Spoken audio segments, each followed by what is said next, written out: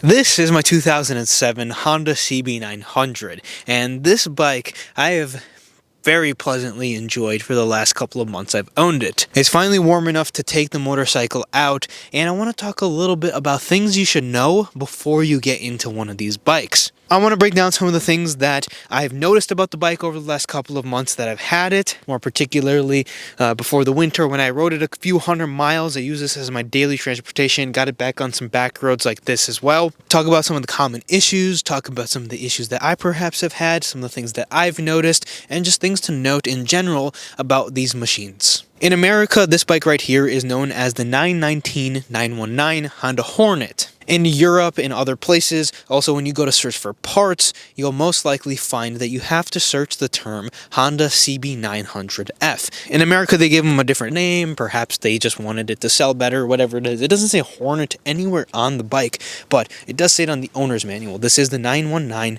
Hornet. These are made to be naked sport bikes, street fighters. This motorcycle motor was taken from the CBR at the time as well. Nowadays we see that a lot of manufacturers will produce one motor and recycle it through a whole lineup of motorcycles. This right here was a very similar story. It's a water-cooled 919cc inline 4-cylinder with dual overhead cams. The bike revs out to 9,500 RPM and it makes a little bit over 100 horsepower. Those things aren't really anything you particularly care about, most likely, just kind of getting a ball figure of what the bike might perform like. For me, this here is a perfect example of what a street bike should be. If you're looking for something just a little bit more comfortable, a little bit more upright, I sit very upright on the machine. I mean, I sit at a super comfortable, I can ride at this angle all day. It's not a compromised seating position. I wouldn't hesitate to take this bike on a longer road trip, go out for a few hours and really just hit some back roads, things like that. There are a few downsides, which I'll talk about when we do ride it. If you guys did see my video that came out a few weeks ago, perhaps on what this bike is like to ride, we go into way more detail and go for a pretty long, extensive ride on the machine. But we're gonna touch on the things that you really need to know in this video, just condensing it down a little. The big thing about this bike here is it might be a little bit smaller than its competition at the time, but these things are bulletproof reliable, and it's part of the legendary CB lineup. They had the CB1000. If you guys are kind of looking at this bike and you get a couple feet away, this bike looks like a CB1000. The CB1000 was a 4-cylinder, but it was carbureted, and then a few years later they made fuel-injected CB1000s after they stopped production of this bike right here. This was kind of like a weird in-between, but I find it to be a phenomenal in-between of a fuel-injected 1000 that came out later, which the bikes were a little bit bulkier. They also have the new 1300s that are not available in the States. So the bike is part of that legendary CB lineup, and it is no disappointment compared to the rest of them. It's one of those bikes that really is just turnkey. You push the start button, pull the clutch in, and you can just ride it, maintain it, and just continue to keep riding without thinking twice about anything. This bike is pretty much exactly what it looks like. It is a naked sport bike. It is a detuned version of a full-fared motorcycle. It's reliable, it looks good, and it makes more than enough power for the streets. I feel like there's a few viewers out there who are asking, hey, is this a beginner bike? Can I start on this? And my answer would be 8 out of 10 times no. I've talked about beginner bikes a little bit and what size you should really begin on. Everyone's going to be different. Some people have no experience in power sports. Some people have been on bikes, used clutches before, maybe high horsepower cars. That's kind of like the 2 out of 10 people that might be able to step on one. The bike isn't super out of control, but 8 out of 10 times a new rider should not be stepping on a bike like this. As far as the price point goes, honestly, they're a little hard to find. A clean example of these bikes, one that hasn't been modded to the 9s or 10s,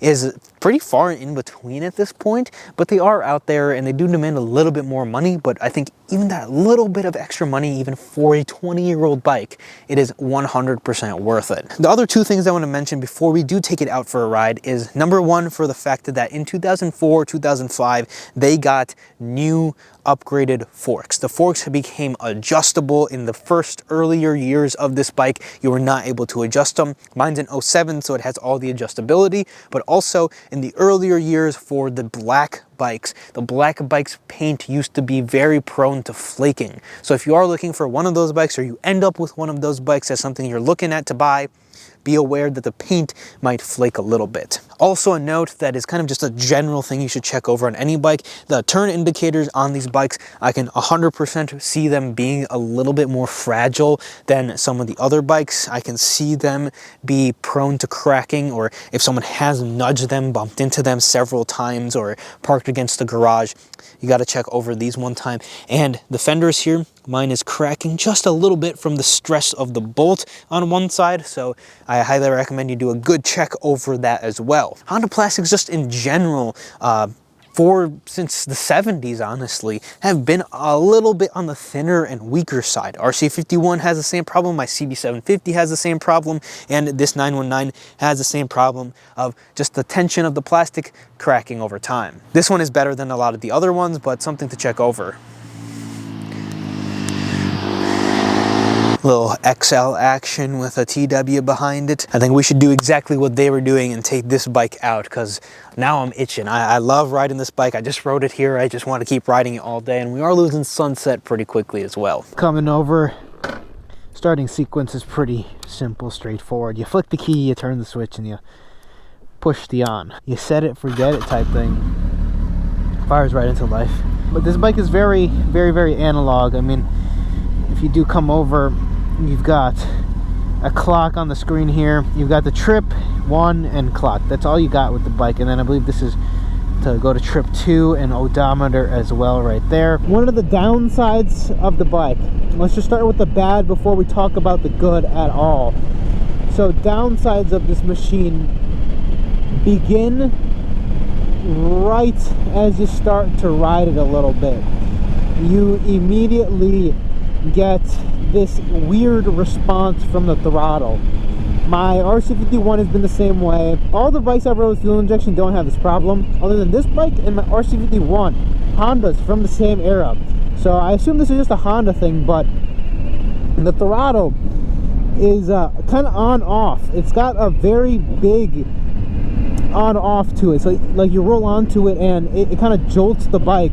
When you roll onto it, you get like this weird sensation, especially if you are used to carbureted motorcycles. It gives this twitch when you first roll onto it if you don't roll onto it smooth enough. Not only that, when you roll off of it, if you don't roll off of it smooth enough, or you don't do it right, the bike snaps. I talked about this when we went out to go ride it a couple of weeks ago, that hey, the motorcycle just gives this weird sensation, and that is one of the reasons why I recommend that this is not a beginner bike. You know, if you're not used to using a throttle, you're not used to using a clutch, you've never rode a motorcycle, and you're not used to the feeling of what it's like to get onto a bike, slowly roll onto things, and just take it one step at a time, unfortunately, you're going to be met with a sudden jerk that can 100% end up in disaster for a new rider.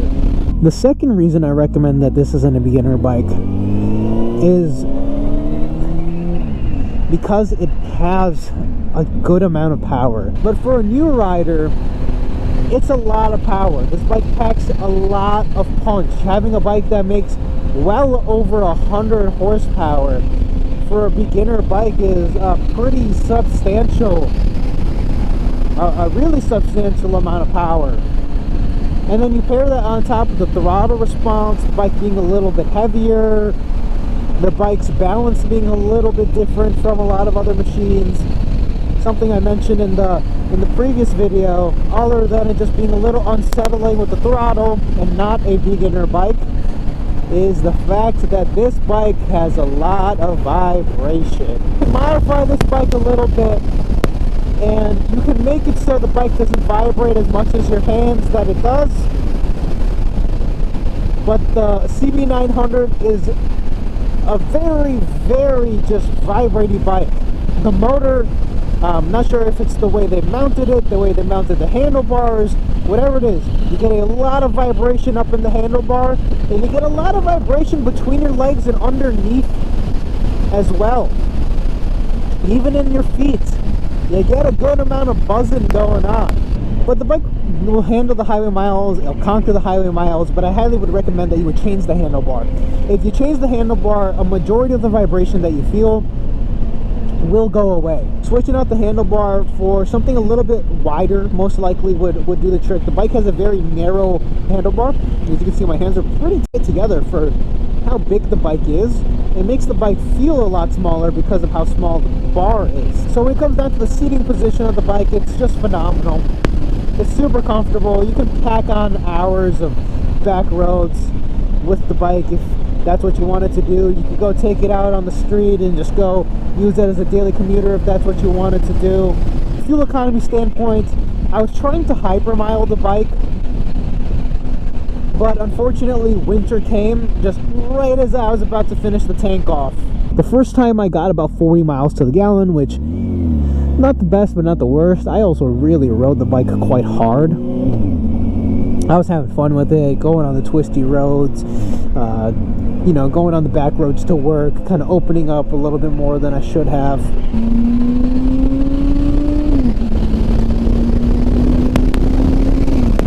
Hopping onto the highway, she does cruise pretty nice. Like, no real complaints on the highway at all. But other than in my hands, my feet get a fair amount of vibration.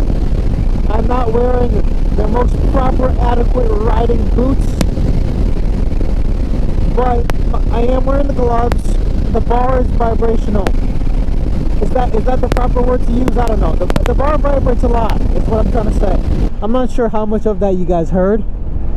Basically what I'm trying to say is if you're predominantly doing highway driving, highway riding with the bike, I'd recommend you just swap out the handlebar. Nice brake feel. Easy to put into corners, nice suspension, very comfortable. If I was on any of my other sport bikes today, my Hawk, even some of my older vintage bikes, I'd be feeling these bumps. And with that being said, that is all I have for this video. That is some information that I wanted to bestow upon you guys who are perhaps looking to buy one of these bikes, or you've thought about buying one in the past and maybe this is your sign to go out and pick one up. It's a fantastic machine. I love basically everything there is to love about the bike here. I'm not sure how much longer this one is going to last in my stable, but for the couple of months I have had it, I have absolutely loved every second of it. Leave a like and subscribe. It goes a long way in terms of supporting the channel if you are interested in seeing more content. And as always, I will see you guys in the next video.